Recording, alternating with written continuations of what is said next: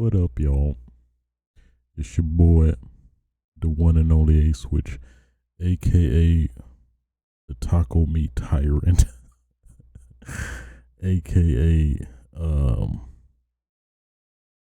Buttermilk Bastard, aka the Fruit Snack Fryer. Ah man, what fruit snacks taste like fried? Somebody's probably done that before. I'm certain. That's a YouTube rabbit hole waiting to happen. Um, Bringing you yet another episode of Switches Sites, episode 40 to be exact. Today's date is January 31st, 2019. Oh boy, no, it's not 2020. I'm still on it. It's been a month in, so it's not that bad. We're almost on the cusp of February in general, but luckily I'm recording this probably right right before midnight. So yeah, apologies for not getting this out yesterday. Boy, I was very much occupied with work as of late. It's been consuming my life, but now I'm starting to taking control back with it, taking control back in general. So, yeah, that's unfortunately why I wasn't able to record last night, on top of getting home pretty late as well. But, now we should be smooth sailing, with no praline as an ice cream. Don't know why I mentioned that, but you know what? We're gonna go with it. Cause why not? Yeah, I think that covers everything. So let's get into it. Yeah, it's been a pretty crazy week in general. For a lot of reasons, personal and outside of externally, with the big news coming out. Which I guess we'll save for later. But first, let's get into all that nitty gritty news that's been happening lately. So probably the biggest news story this week is the huge rumors of Resident Evil 8. I say the biggest aspect of that. Well, there's actually a lot of facets to this story, but basically rumors going around that. One, Resident Evil 8 is going to be first person again. Personally, I am not a fan of the first person camera angle for Resident Evil, but apparently it's been working, according to Resident Evil 7, the sales, I think it's the highest in sales it's been in a while, and it's still above Resident Evil 2 remake as well. I think Resident Evil 2 remake was pretty close to Resident Evil 7, but not enough to surpass it. So it's I guess it was somewhat evident that it probably was going to follow the same route of this new reinvented path with all the new Resident Evils, and with each new iteration or whatever. So I would have preferred any other angle than first person personally, but I'm not gonna lie and say I'm not gonna play it, because I sure as hell am gonna play it and keep an open mind. And it is better. I don't know.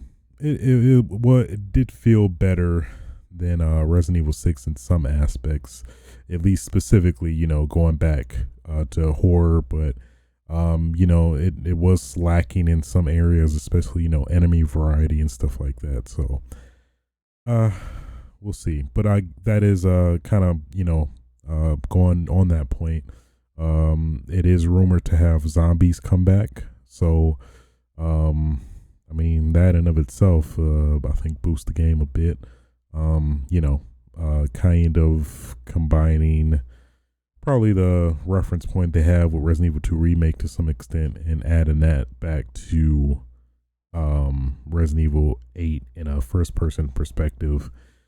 which I'm pretty sure will translate pretty well. And then also the main antagonist, Ethan Hunt, who you barely saw. You only saw like his hands and toes and feet. Him getting his arm decapitated. Well, no, you when you decapitate your head. You can't decapitate an arm. Dismembered. There we go. That's how you use a dictionary. So yeah. I don't know. He was okay. He was pretty forgettable. I mean, clearly because you didn't see him like majority of the whole game anyway. Yeah, his dialogue wasn't really that great either. But who knows? They could probably make him better, I guess. It's fine, sure. I know additionally Chris Redfield is also rumored to come back to some, at least the terminology is some capacity. So, yeah, and then we have the questionable, Chris Redfield remake, remodel of him in the RE engine, and he looks just weird and off and like, some asshole that you meet at a football game or something. I don't know. That's just the vibes I get from him. Chris Redfield in RE engine looked like somebody who would, take something out of your pocket and then act like he didn't, but then try to sell it back to you like you never had it before. You know what I mean? I don't like it. Some just don't sit right with me with this Chris. Maybe he's evil Chris. Got inherited by Wesker or something. Wesker did some Metal Gear Solid shit and then spliced himself with Chris and inducted him, or I don't even, what's the term, you like brainwash him or something, like Jill, but with Chris this time because Wesker's somehow still alive, which I'd be pretty cool with, find out Wesker's still alive. I'd be like, he's really cool. I mean, I see why they didn't kill him. But I guess all that will be found out later. Another aspect is that there apparently are going to be wolf-like enemies. That'll be an interesting change for Resident Evil. Having a wolf-like enemy. I mean, we never really seen that before. I assume it wouldn't be the traditional wolf, like like palette swap of a dog or Cerberus. Probably be, or I guess maybe they could do both. Maybe have a, more feral traditional wolf and then have the more, Victorian like wolf that are, the traditional, once human, now wolf when the moon goes full type deal. It'd be interesting, I guess. And then a new stalker enemy, so I'm instantly thinking something on the likes of Nemesis and Ustinek. I think Ustinek from Resident Evil 6, where you have, a constant enemy that just stalks you throughout the game. All that combined, at least on paper, sounds like a pretty good recipe for a pretty solid Resident Evil game, at least. I assume they're still trying to stay on that VR train as well, which is I think probably another reason why they're trying to stick on the FPS, camera view and stuff. Yeah, I mean, I just really would want a traditional camera angle. I just want a straight up traditional Resident Evil game where, you have the fixed camera angles and, the same, puzzles and pretty much all of it, which technically Resident Evil 7 had, but just the camera angle and the enemy variety was some big downsides, in my opinion, that did detract from that game for me personally. But I mean, I still bought and played it, so that goes to show you I only played it once. I didn't play it again, which I did play like Resident Evil 2 Remake maybe seven, maybe going on 8 times now. So yeah, I don't know. It's apparently not going to be called Resident Evil 8 either. It's going to have some clever title, quote unquote. Um, mm. And yeah, that was another thing. It seems like it's trying to take a theme from Resident Evil 3.5, or or would it be 4.5? I think 3.5, where Resident Evil had that kind of supernatural vibe before it became Resident Evil 4. With the Hook Man and not to get real like trivia-y, but basically, if you look it up, there's early footage of Resident Evil 4 where it did basically try to take that supernatural village theme, which seems like what they're possibly going to, where it's going to be more snowy now and mountainous, which we kind of saw a little bit of in Revelations, but it seems like it's going to be in Europe, which is kind of like, it seems to be taking like a fair amount of inspiration from Resident Evil 4 with that specifically, at least kind of like just general instant expectations from there. But yeah, so regular zombies instead of the modded, that's gonna be a big bonus. And I guess the nemesis type enemy is gonna be a female enemy that will follow you, but she's shadowy and will dissipate if shot. That's interesting. I'm not sure how I feel about that. Not quite sure. Yeah, I don't know, man. It's fine, I guess, but it is what it is.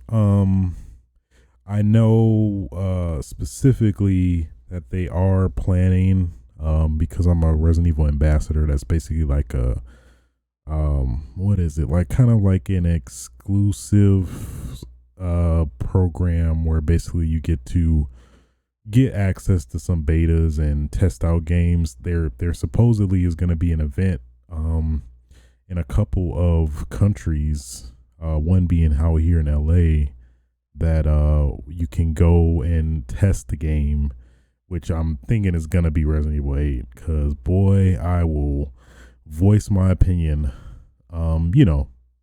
honestly, because I do care about this series so much. But yeah, I don't know. I mean, I'm gonna still play it regardless. Give it a shot because it is Resident Evil, and it's vetted to be a legitimate Resident Evil, once we find out more. But yeah, man. It's kind of slightly disappointing because, I really wanted a more traditional, really, really back to roots Resident Evil, where, pretty much almost everything is, including that camera angle, is back to basics in that, from that standpoint. But we'll see. Yeah, the more I'm thinking about it, the more I'm kind of getting bummed out about it. My expectations are going to be pretty low just based off of these details we've heard already.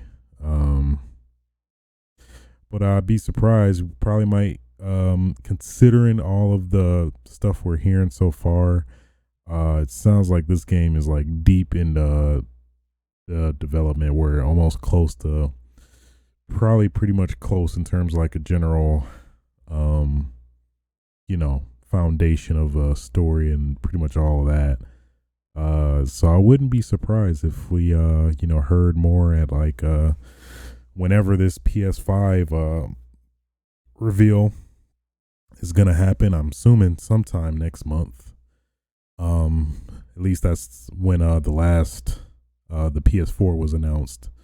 Around that time frame as well. And if they're gonna be releasing in by the end of 2020, we're definitely gonna need to see some more details about the PS5 for sure. But then again, they could just be pulling their whole, bad boy, I don't have to live by the rules that nobody else type, live by my own rules, and just drop the PS5 instantly without any. Sony could do that, but I doubt they would. But who knows? That's contingent on whenever that happens. But yeah, Resident Evil 8, werewolves, zombies, first person. Chris Redfield, who looks real booty, coming back. I don't know. Not sure how all that together makes me feel, but we'll see. My opinion might change, seeing maybe a trailer, seeing everything in action and whatnot. And I probably need to replay Resident Evil 7 just for a refresher of, man, do I really not like this game? And I think I did do a disservice to myself not playing it in VR, but I was very skeptical of VR at the time. So I'll probably give it another shot in VR specifically. So yeah, at some point in time. But interesting stuff. Yeah, like Resident Evil 3 isn't even out yet, and they're already on the road for Resident Evil 8. Yeah, that leads me to believe that this is coming out fairly soon. Probably next year, 2021 or something. But I think they're gonna be plopping them seeds. Probably, yeah, during E3. Probably E3 is a pretty safe bet, I'd say. So cool stuff either way, man. But I don't know, man. FPS again. Disappointing, man. Disappointing. In other news, boy, that Final Fantasy VII remake dropped, and boy, it was everything I wanted, and then some. Man, we had they were very what's the word? Cryptic about communicating when they were making if the cross dressing stuff with Cloud, if you played I guess spoilers, but I mean it's like a 20-30-year-old game. If you haven't played it by now, you probably won't play. But I digress. Cross dressing Cloud, it seemed like they weren't gonna do it, but then now they totally revealed that they are gonna do it. And boy, man, it was like, oh, you thought we wasn't gonna do cross dressing Cloud, were you? You thought we were gonna omit the whole Don Corneo. That's what I'm gonna go with. Old Don Corneo segment, huh?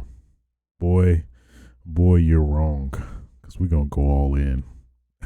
And boy, today, man, they had I don't know if he's a new character. They had this very, at least visually flamboyant, gay character. I would assume he was in the original, but I don't remember him. And then they had the Don Corneo. Well, I don't know. I want to put more emphasis on that for some reason. Don Corneo. I'm gonna say Corneo, but I feel like that's wrong. Whatever. So there was that aspect of it, and then what else?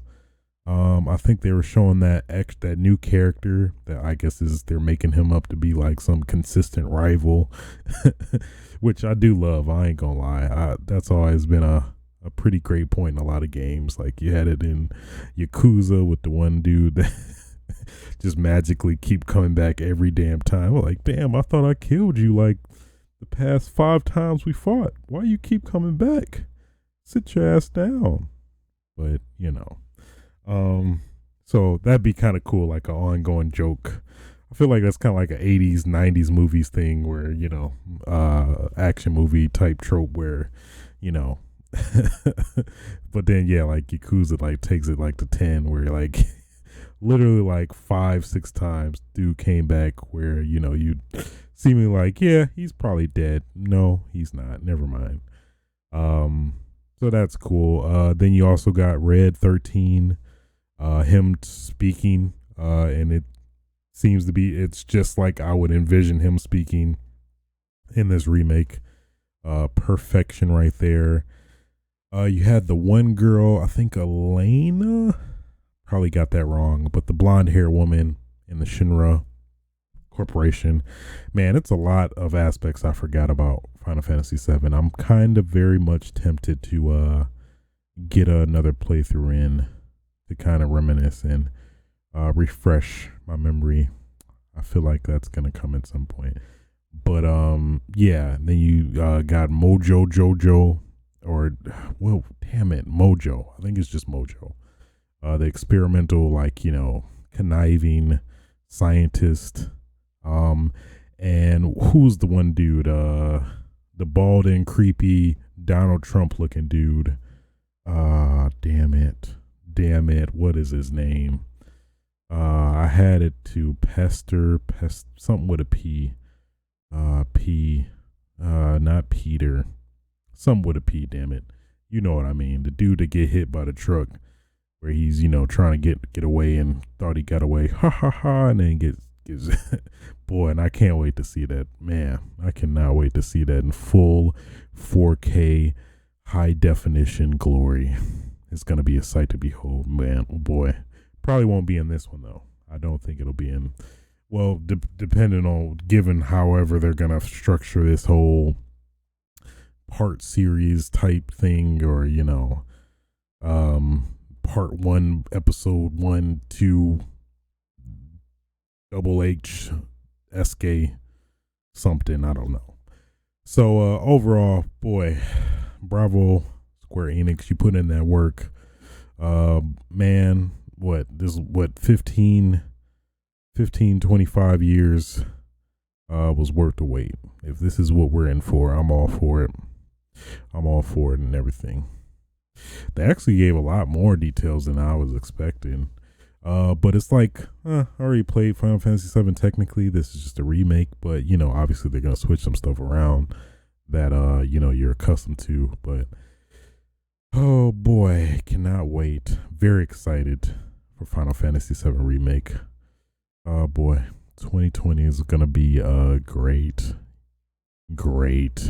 with this game alone. Not to mention all the other games coming out. So, moving on.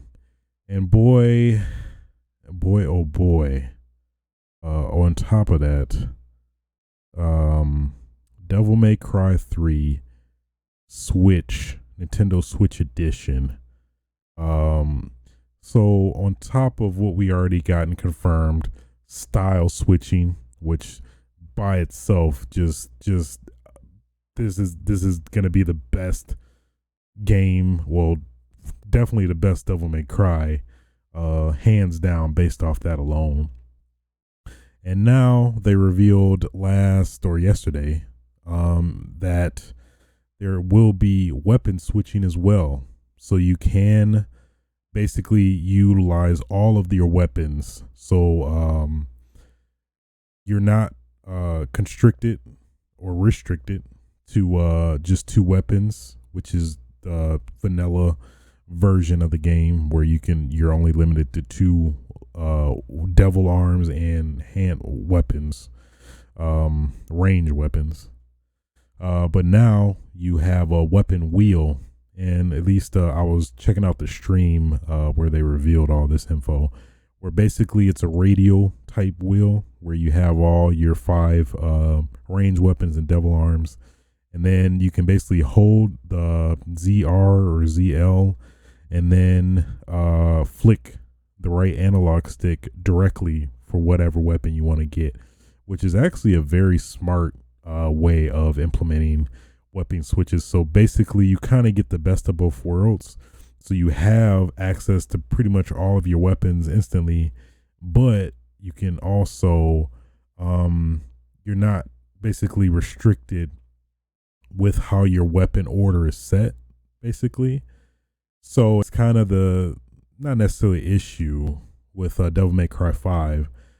So basically, you kind of have a predetermined combo in place based on how you have your weapon set in whatever particular order, which is what you can do in Devil May Cry 5, which is a great addition, at least before now, where we have this weapon switching. So now you can, yeah, you basically have the best of both worlds. So you can, like, you know, cycle through the weapons traditionally if you want, but you can, like, you know, do a combo with the Cerberus, and then, you know, switch to Beowulf, which is maybe like your fifth weapon you'd have to cycle to otherwise, but now you can just cycle to it directly. And boy, just thinking about that alone just gives like way more, even more combo options and possibilities, and that's just gonna be a freaking damn delight to just play with and experiment on. Man, I am just I'm just gushing right now. Am I blushing? Cause boy, I'm a little turned on. I ain't gonna let y'all, I'm gonna lie to y'all right now. Nipples nipples a little stiff. If you catch my if you catch my drift. So yeah. I don't think they confirmed if you can omit weapons you don't want to mess with at all. But I mean, still, if that's not the case, you'll still be able to, again, you know, directly, you know, switch to weapons you prefer. But would be a cool little additional touch if, you know, you have a weapon you'll never intend to even mess with, like Spiral or Nevin in a lot of cases. But man, just these two assets alone for this game, this is shaping up to be the best damn Devil May Cry ever. And man, Devil May Cry 3 was up there, but I slightly put 5 above it because of the, you know, style switching and, you know, the deeper functionality with Devil May Cry 5. But boy, now we got style switching and freaking full weapon switching. All of this is going to be in the freestyle mode, so if you're, you know, a Devil May Cry 3 purist, but I don't see why you would be, because these are clear, blatant, direct, awesome improvements to Devil May Cry. But if you want that traditional experience, that's still there. This is in a new mode called freestyle mode. So boy, this is too much. This is too much. This is 2020, boy. Ah, man. Then they have one more reveal coming later, closer, like a few days before release. So I'm curious to what that's gonna be. A lot of us are suspecting. What is it?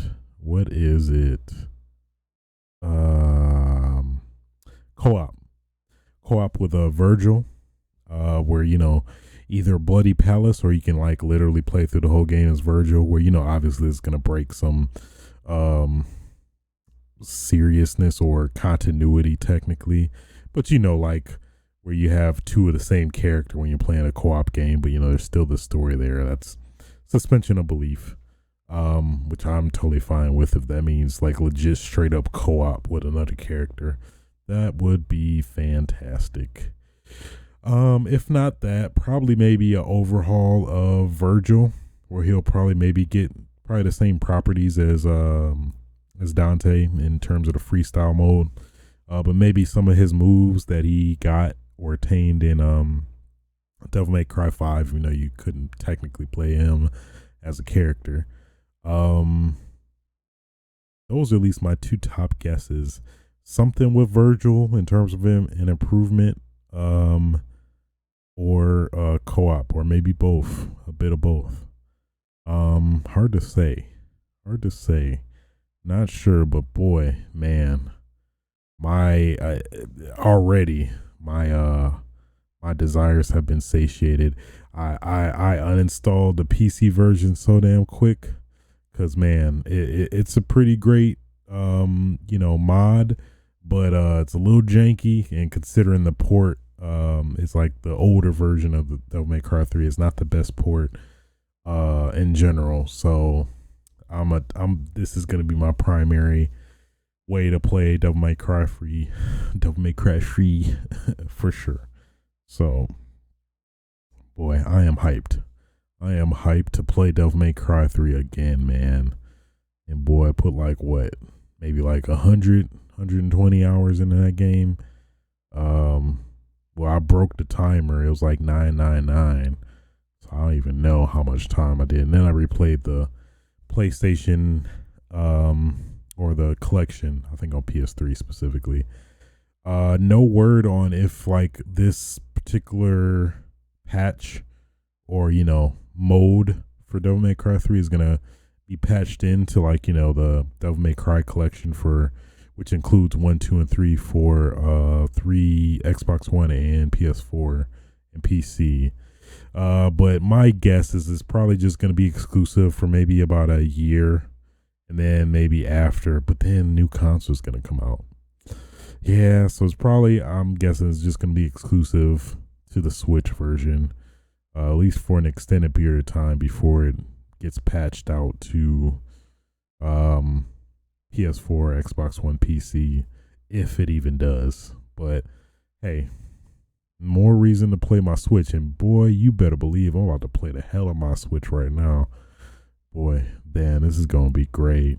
This is gonna be great. I'm gushing right now, so let me contain myself. All right. So great, so good, so good. It really is. Oh man, you can switch your styles on the fly. That was the only thing that was stopping this game from being like immense pure perfection.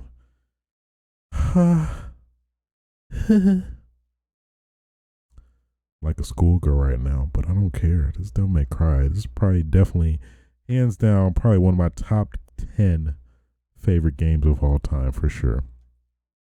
So, excuse me if I get out of character a little bit. But moving on. Oh, and it's coming out February 20th too. I think you can pre-order / pre-download it. So you better believe. You better believe. You know I'm gonna do it. We got a little bit of details of the Rotor Head for Master Chief Collection for PC. As you know or may have not known, Master Chief Collection, well, one is coming to PC. They started with Halo Reach, and then they're basically going game to game. So basically they're going in, sequential order. So next would be Halo 1 Combat Evolved Anniversary. And then, Halo 2, so on and so forth.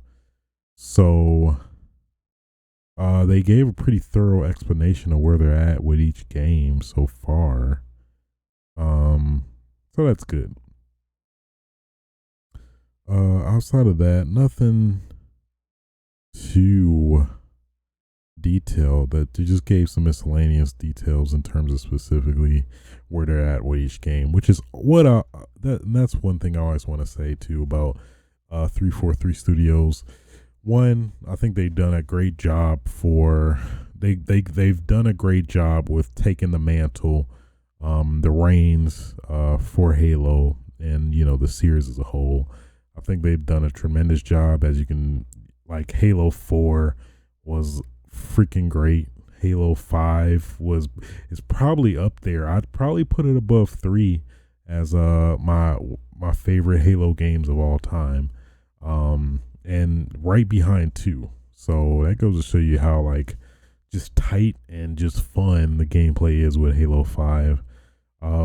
Man, given their track record so far, I cannot wait to see what they do with Halo Infinite when that comes out. But all in all, I do appreciate how 343 has handled communication, considering the kind of dead silence they had with the travesty and wildfire that was Master Chief Collection when it initially came out. But they've done much better now and are being very transparent about a lot of the decisions and changes and things they're working on in the game, which I more than greatly appreciate as a huge Halo fan.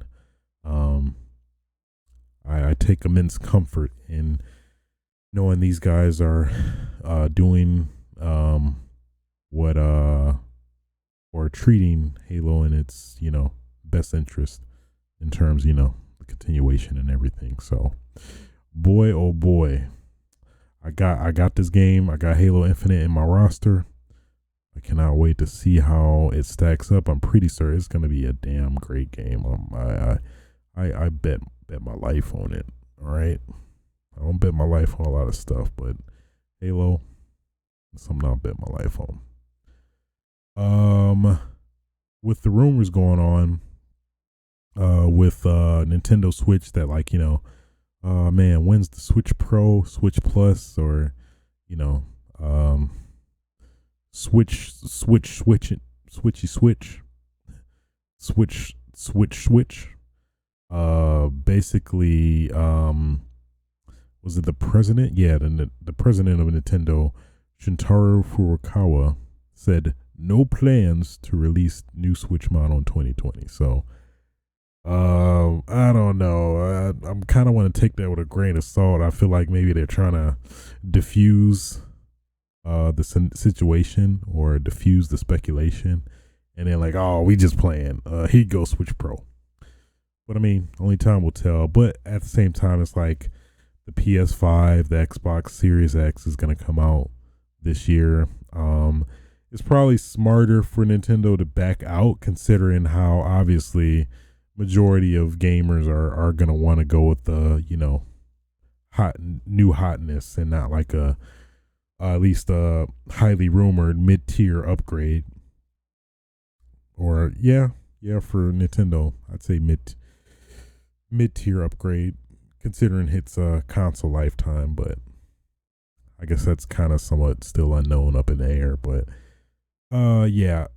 even though most people see the Nintendo Switch as like a supplemental console, I'd say, so most people either have a PC and a Switch, a PS4 and a Switch, or Xbox One and a Switch.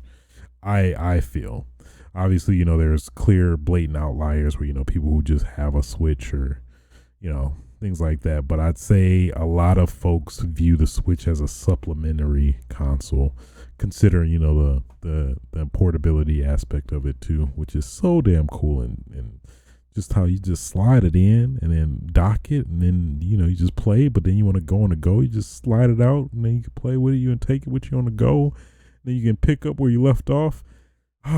It's the thing I didn't know I needed, but I'm glad I have now.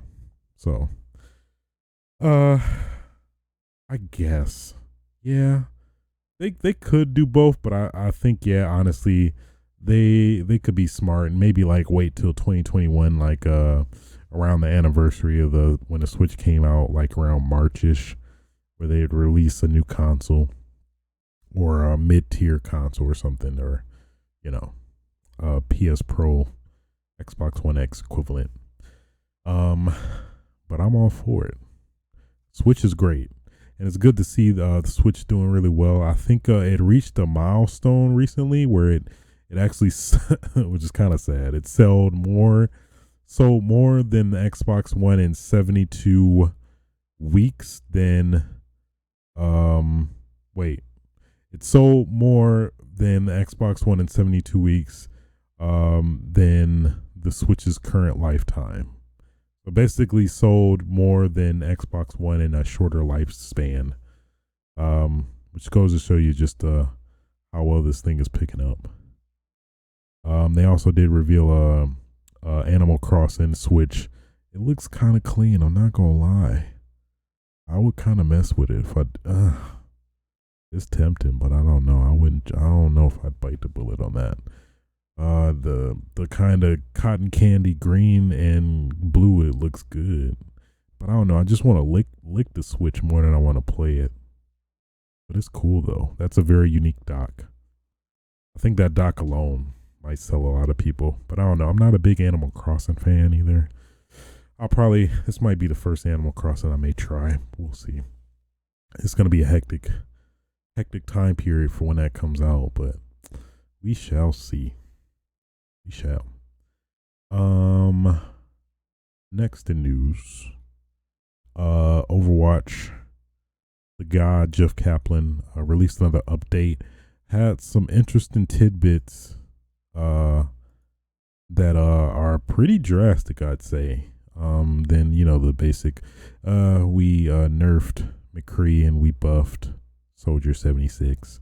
So probably the biggest aspects, experimental cards. So basically, for non-PC players, that's basically PTR, public test realm, which basically for players on PC, you got to test out some of the new or planned changes and balances that were gonna come to the main game. You can play in the PTR, basically to give feedback, kind of help provide Blizzard with data specifically towards maybe is this too powerful, not too powerful, so on and so forth. But basically, they're bringing this aspect into the main game, including for console players as well, which I think is a big gain for a lot of console players I know that play Overwatch exclusively and stuff like that. So that's pretty cool. And as well as, you keep to, you get all your credit and, stats, in terms of upgrading and, ranking up, basically. So you don't, because since the PTR and the main game are treated as separate instances where you don't get any of that tracked or rank go with you to the main game after you're done playing in the PTR.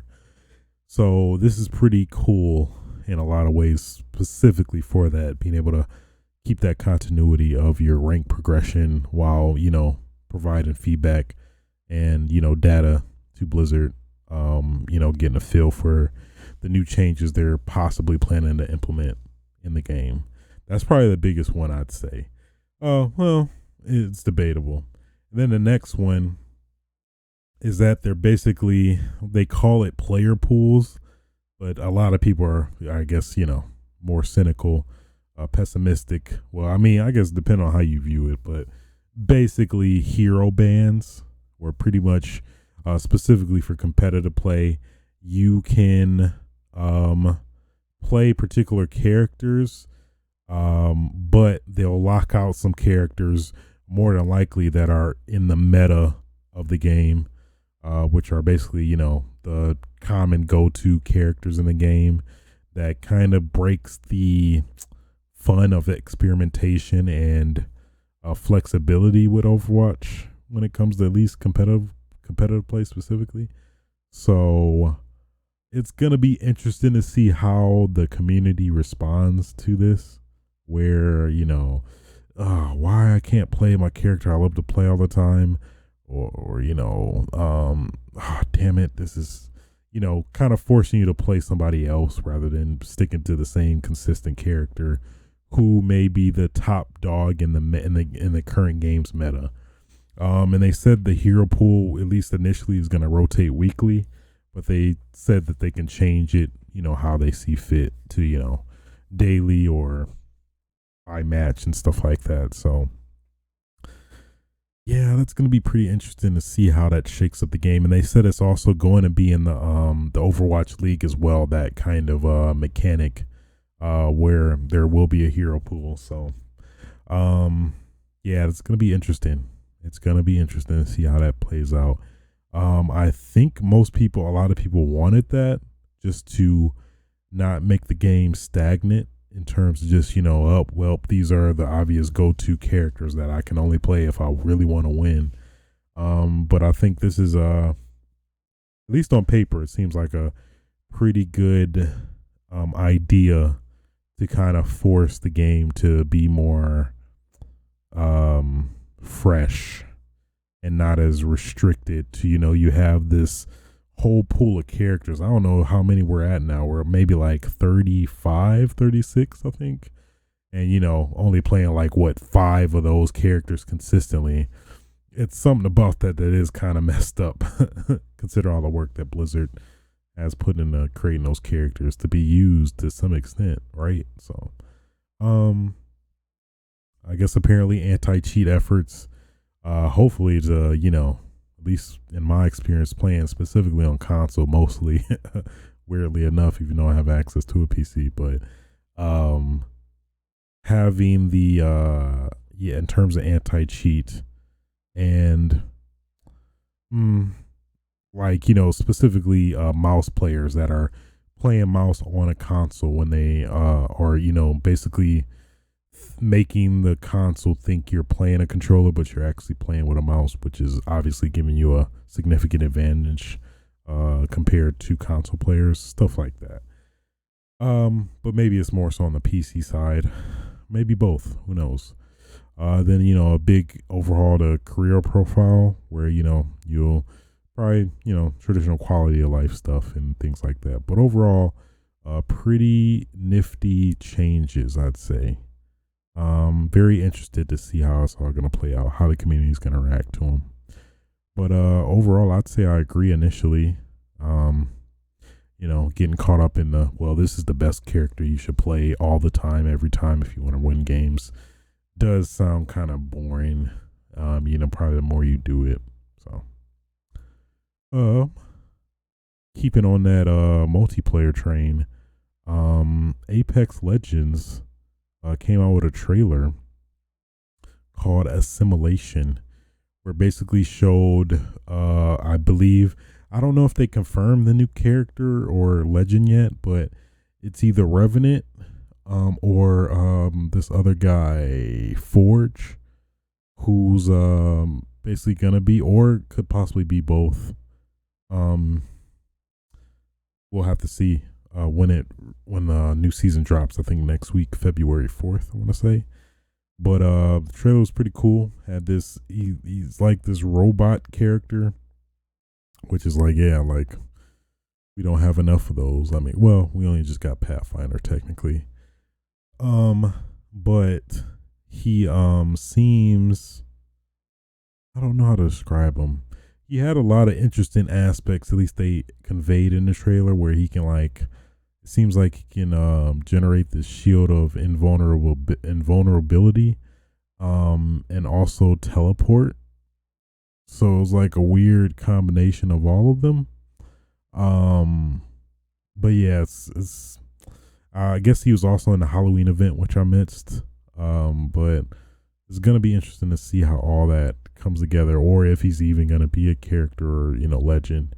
And then there was Loba, who was this like young girl who they're at least kind of plotting it out to make like, I'll have my revenge, even though I'm really young now, but I remember what you did, and when I'm old enough and strong enough, I'm gonna come back for you and kill you, even though you're a robot who's maybe a clone of a real person. But outside of that, we don't know much. But interesting stuff either way. I'm looking forward to it. Try to play more than like 6 Apex Legends matches before I quit. But yeah, this might get me to jump back in, at least try it out. It did catch my attention one way or another. But yeah, that's pretty much all the news that popped out this week. Let me cover the Switch sales thing real quick. I forgot about that tidbit. I did actually have the deets. So yeah, that's what I was talking about. So yeah, the Switch set the benchmark for the highest system sold in a year since in the US since 2011. But in addition, it also topped the Xbox One,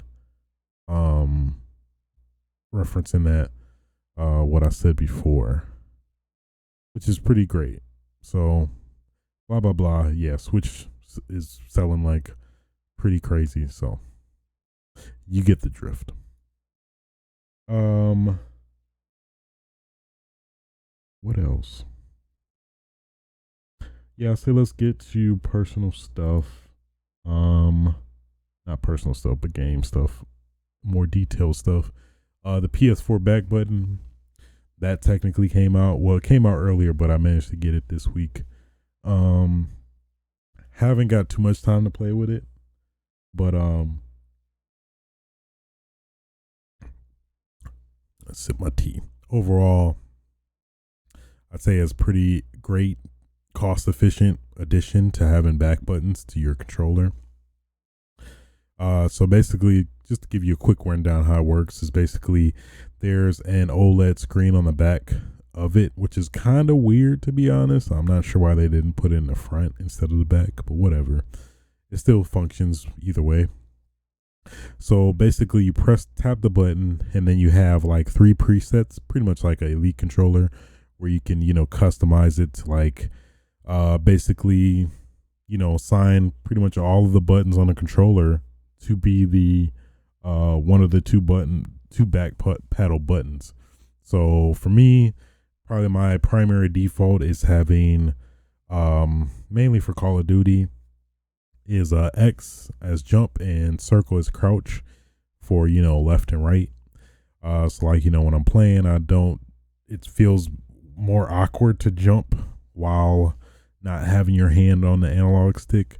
So that makes the most sense for me. So that's my first setup or primary setup. And then second, I think I have the D-pads for some games that have that, where it's just much easier, where it's just a single tap and then you're good to go. But it's pretty straightforward, really. Just double tap and then you hold to customize the preset, and then you just basically tap the button to cycle through all the available buttons to then stop at the button you want, and then after that do another double tap, I believe, and then bam, you have your preset. And another cool aspect is that it's like assigned physically to the controller, so it's not software related. So technically anything you can connect the PS4 controller to with the PS4 too, you can use the back button attachment. So there's no kind of restriction of only playing it on a Sony console. You can play it on PC, your iOS, pretty much all of the above, and have that functionality, which I think is a pretty awesome aspect of it in of itself.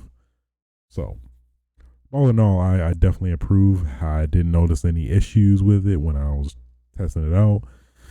Pretty great. The buttons feel pretty respectable, considering they're in a spot where you're more than likely to accidentally hit it.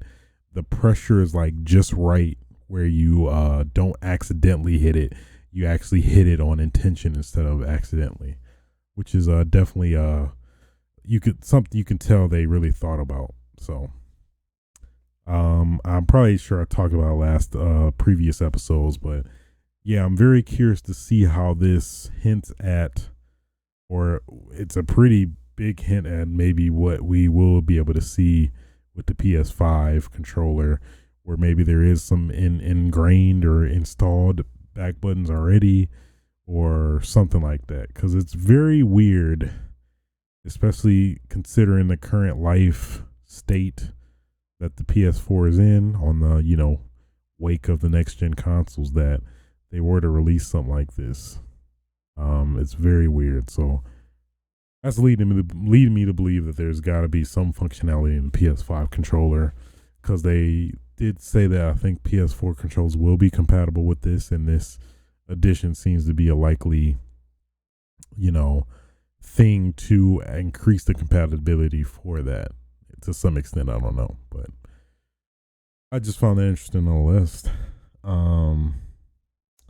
Then in terms of games I play lately, boy, oh boy, Call of Duty Modern Warfare has been consuming my life, and I've been enjoying every damn minute of it. You hear me? That game is like great. I think it's definitely solidified its place, at least, well, I've always kept it there, but at least for now, behind Modern Warfare 2 is my favorite Call of Duty game of all time. It's that good. It's been a while, but man, I've been having a great time just figuring out new weapons, messing with new weapons, unlocking challenges, trying to get to rank 155 of the season, which is still dumb, by the way, still stupid. At least they can make that more lenient and more accessible, because I'm just trying to get my money back, because basically when you beat the whole season, you get all your money back that you invested.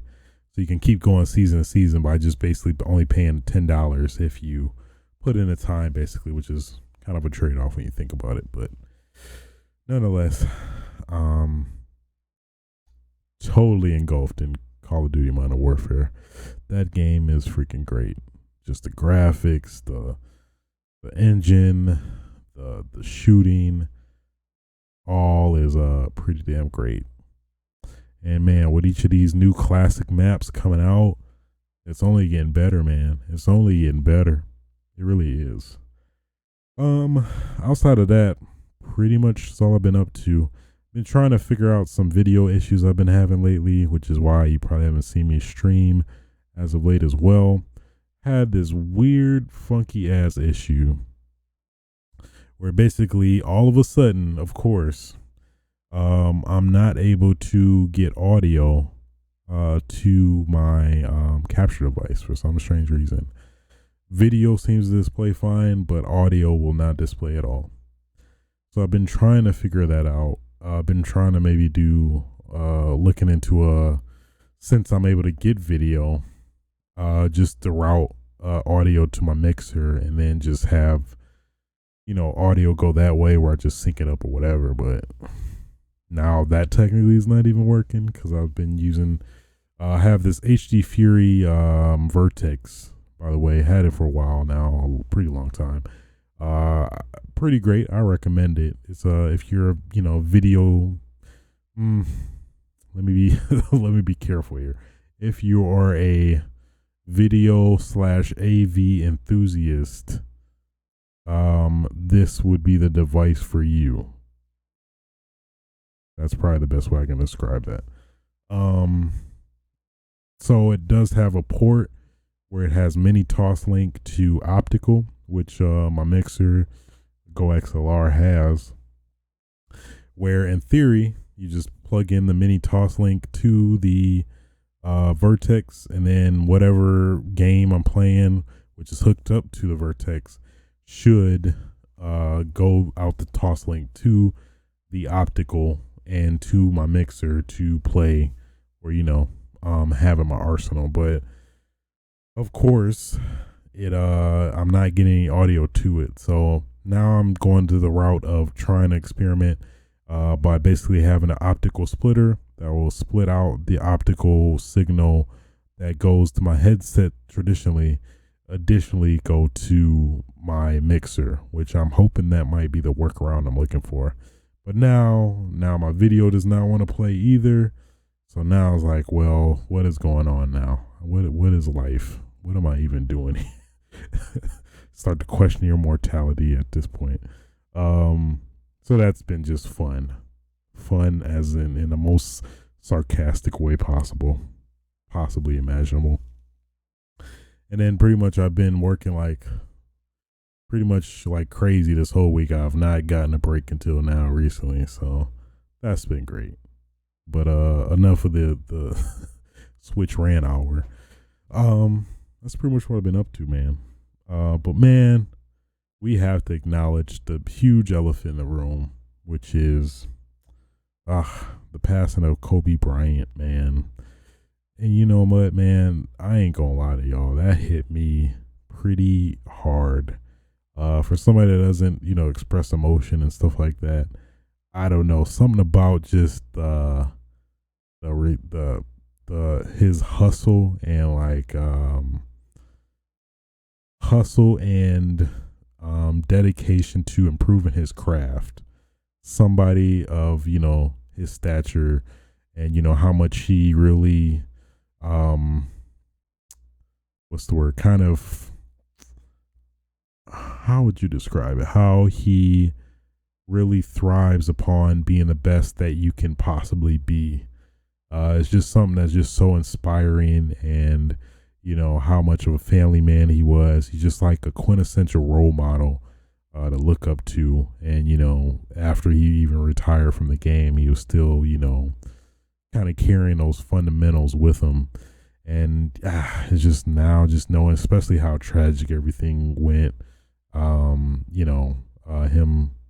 being killed in a helicopter crash, along with his daughter Gigi, and let's see, like 8 other people, I believe. It's sad as hell, man. Considering how much of a legend he was, and that's probably the biggest takeaway I took from his death is that somebody who's so seemingly legendary and like kind of like at least perceivably untouchable, and I guess in terms of a pretty much a mortality extent, just to be taken away like that is just like, that's just crazy, somebody who you seem is just like the top of the top, just invincible, not be invincible, you know what I mean? That's just something humbling about that, I'd say, in the most unfortunate, sad way possible, because just seeing how much of an impact he had on LA in general. And even I was seeing it, buses and stuff. R.I.P. Kobe. You can see the immense kind of effect he had on LA as a whole in terms of the team he's played for forever and stuff like that. Man, it's just sad, and you can kind of feel it. Everywhere you go within this city is it's unfortunate, man. It really is. It's sad in so many ways, and how his daughter was shaping up to kind of take his mantle, and him kind of being a dad again, having the time to do all that. It's sad. And I ain't gonna lie to y'all, I I've cried the hardest, and I've cried in a while. It just, that whole aspect really affected me for some reason, and I'm admittedly not the biggest basketball fan. I don't really watch basketball games like that, but I mean, anybody who doesn't even watch basketball or follow it that closely knows that like Kobe is probably one of the top players of all time. I mean, I think you can ask anybody that, especially like out here in LA, where it's somewhat of a more just known thing, like like you can get out if you don't know that or something, like, what I mean. So and feel bad for Vanessa and the I believe three kids left after everything. It's tough, man. Your husband and your daughter both gone like that, and it's sad. It's really tough, man. It's hard. It's hard to. I can't even describe it. Just something like that. Somebody just so impressionable and kind of an ideal role model to look after just be gone like that. I think he was only 41. Too. But nonetheless, had to definitely acknowledge that, because I think the whole world, just to go to show how like big of an impact he had on everybody here, the whole world felt it. You, man, it's like you felt it everywhere. You really did. So R.I.P. Kobe, aka Mamba. Whenever I shoot anything, Kobe. Now, at least on Twitter, everybody was actually talking about that, like how that has a different feeling now, like Kobe, and then it's like, it hurts now when you say it. It's like, man, yeah, Kobe. Didn't mean to end on a somber note, but I mean, that had to be addressed, R.I.P. Kobe, man.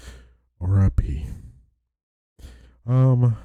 Outside of that, yeah, it's pretty much it. Pretty much what I've been up to.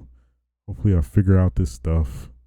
I've been having this damn irritating issue with my NAS, which I guess I'll divulge a little bit into as well. Basically, been having this error with my NAS where it crashes, where I have to keep restarting it.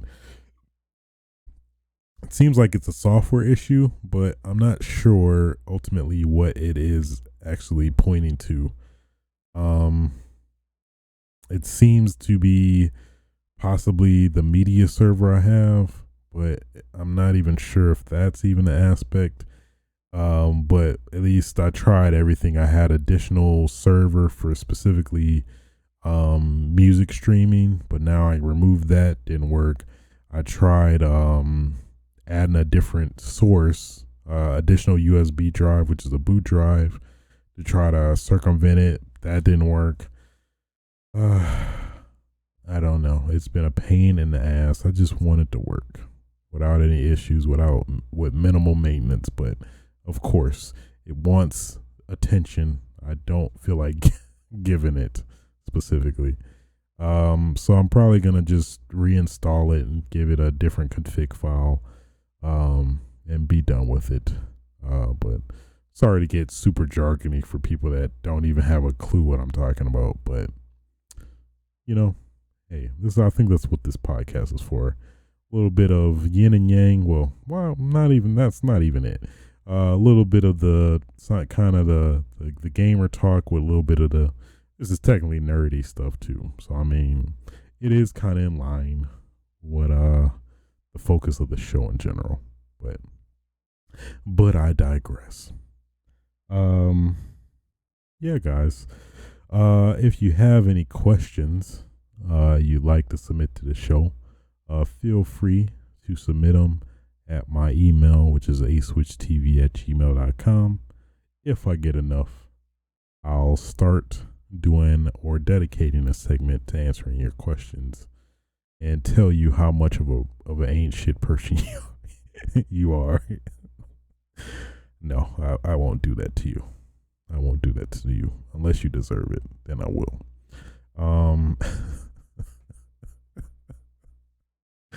That's dumb. Feel free to like, rate, subscribe on your respective platforms. Really helps out. Is that all? Did I miss anything? I don't think I did. Yeah. I think that will be all, guys. Man, right at 12 too, boy. Right on the dot. That timing though. But until next time, guys.